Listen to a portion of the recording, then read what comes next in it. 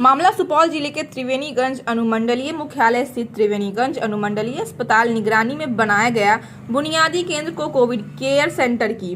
त्रिवेणीगंज में चल रहे कोविड सेंटर के बाहर सड़क पर हुए कोरोना से महादलित गरीब पीड़ित मरीज की मौत मामले में डीएम महेंद्र कुमार ने घंटों बारीकी से की जांच। दोषियों पर कार्रवाई की कही बात। खबर चलने के बाद असर।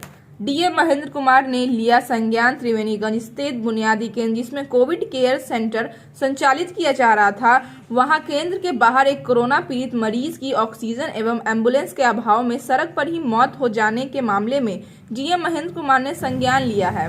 बताया है कि मरीज की हालत सुधर रही थी क्योंकि 3:52 में मरीज खुद चलकर कोविड केयर से निकलकर बाहर आया था। बताया चूंकि अस्पताल में सिर्फ एक सरकारी एम्बुलेंस है, उसी समय किसी मरीज को लेकर एम्बुलेंस बाहर गया हुआ था, लिहाजा मरीज बाहर से परिसर के सड़क पर ही एम्बुलेंस का इंतजार कर रहा था। इस बीच मरीज की हालत बिगड़ गई, जिसकी सूचना के बाद कोविड केयर में मौजूद कर्मी ऑक्सीजन सिलेंडर लेकर वहीं से लगा दिए। बताया गया कि एम्बुलेंस जब तक आया उससे कुछ देर पहले मरीज की मौत हो गई। उन्होंने ये भी बताया कि मृत के परिजन जो आरोप लगाए हैं कि ऑक्सीजन उसे मरने के बाद लगाया गया, वो गलत है क्योंकि जब उसे ऑक्सीजन लगाया गया तब उसकी सांस चल रही थी, हालांकि घटी हुई थी। लिहाजा जो भी इस मामले में दोषी होगा उस पर कार्रवाई की जाएगी क्योंकि स्पष्ट निर्देश है कि कोई भी अन्य व्यक्ति कोविड सेंटर के अंदर प्रवेश नहीं करेगा। तो ऐसे में मरीज के परिजन कैसे अंदर घुस गए, इसके लिए प्रतिनियुक्त मजिस्ट्रेट जिम्मेदारी है।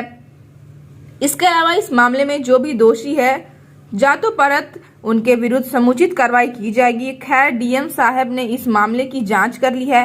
फिलहाल दोषियों के विरुद्ध कार्रवाई करने की बात भी कही गई, लेकिन इस घटना ने कई सारे सवाल खड़े कर दिए हैं। जब मरीज को रेफर किया गया तो उन्हें एम्बुलेंस मुहैया कराने में इतना देर क्यों लगी? सरकारी एम्बुलेंस नहीं तो प्राइवेट भी जुगाड़ किया जाना चाहिए था। और क्यों नहीं, कैसे मरीज के परिजन कोविड केयर घुसकर मरीज को जबरन बाहर निकाल लिए? इसकी सूचना उच्च अधिकारी को क्यों नहीं दी गई? फिर जब मरीज की हालत बिगड़ी तो उसे बाहर ऑक्सीजन लगाने के बाद अंदर कोविड केयर में भर्ती क्यों नहीं किया गया? बहुत सारे ऐसे सवाल हैं जिसका उत्तर ढूंढने की आवश्यकता है, जिसके बाद मामला साफ हो सकता है कि इसके लिए दोषी वास्तव में कौन है। जांच में शामिल Triveniganj SDM S Z. Hasan, ASDM Pramod Kumar, SDPO Ganpati Thakur, SHO Sandeep Kumar Singh, ASI Vinay Kumar Singh, अन्य दर्जनों पुलिसकर्मी मौजूद थे।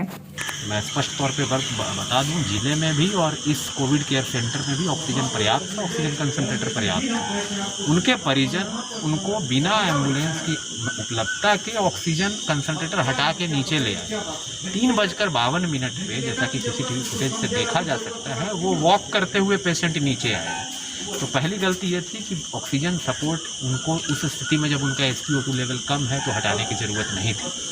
जो ड्यूटी पे नर्स थी, अभी उनसे बात हुई है, उनका ये कहना है कि जो नीचे आए तो अनस्टेबल हो रहे थे क्योंकि ऑक्सीजन लेवल कम था, तो दौड़ के पीछे से ऑक्सीजन सिलेंडर ला के तब लगाई है।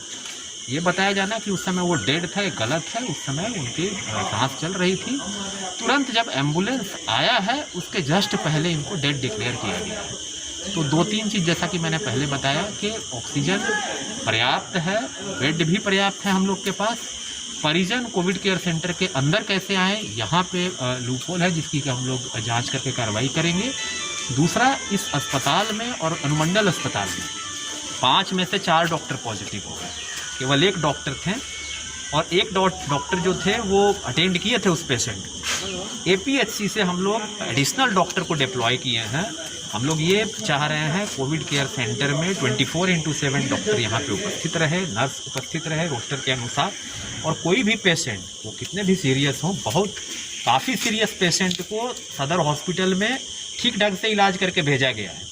और कल वाली जो दुर्घटना हुई है, वो घटना हुई है, वो काफ़ी दुखद है। इसमें जो कंसर्न कर्मी है उन पर कार्रवाई तो हम लोग करेंगे ही, बट हम लोग का ये प्रयास है कि आगे से भी जो लोग यहाँ आ रहे हैं उनको, अगर उनकी स्थिति SpO2 लेवल काफ़ी कम है, सीवियर कैटेगरी में है, तो तुरंत उनको यहाँ से रेफ़र किया जाए। ऐसा डायरेक्शन अभी दिया गया है इनको। अभी फ़िलहाल 2 पेशेंट भर्ती हैं, दोनों स्टेबल हैं, दोनों को ऑक्सीजन की सप्लाई दी जा रही है।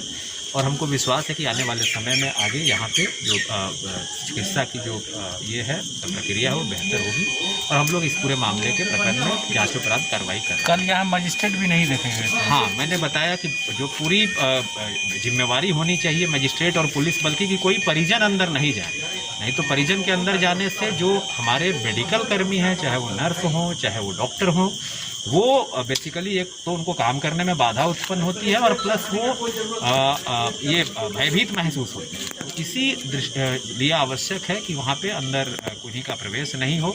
अभी डायरेक्शन दिया गया है जो यहाँ के स्थानीय पदाधिकारी हैं, हम लोग बाकी भी जो DCHC है उसमें इस बात को सुनिश्चित करा रहे हैं कि कोविड केयर सेंटर और DCHC के अंदर आम जनों का, परिजनों का प्रवेश बिल्कुल निषिद्ध हो और ये केवल सरकारी में नहीं, निजी में भी इसको एनफोर्स कराया जा रहा है। तो भविष्य में ये घटना नहीं हो इसके लिए हम लोग कार्रवाई कर रहे हैं और जो इसके लिए दोषी हैं उन पर हम लोग कठोरतम कार्रवाई करेंगे।